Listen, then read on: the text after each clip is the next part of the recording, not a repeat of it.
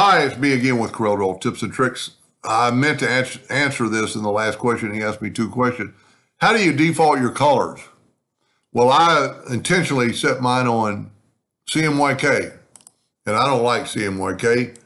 I need RGB for my laser. We'll go into that in just a second. But what you do to do it so you'll have RGB every time or CMYK every time is I'm going to go to Windows and Color Palettes and Palettes, and it's going to come up with this. I'm going to uncheck CMYK. I'm going to check RGB. Now my color palette is RGB. And if we draw another box and fill it with RGB black, here's the one reason laser engravers use RGB. The blacker is black. It's going to engrave deeper, better.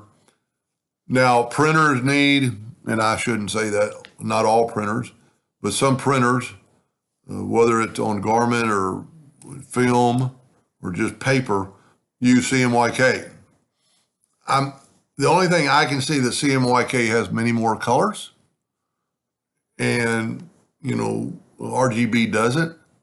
But once you've done that, and you've got everything else set the way you want your board, you want to draw in hairline, you want your nudge factor to be 0.001, you want your duplicate distance to be 0, you want your ruler set at that, you want to draw a box and have it be a hairline without fill.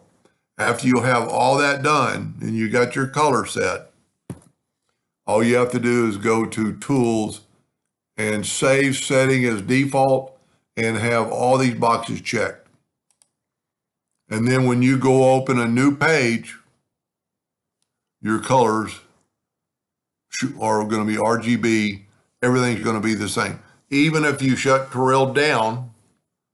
Now, if you do a F8 reboot, if you have trouble and put everything back to default, CMYK might be the default, but now your default that you have is RGB in all your settings.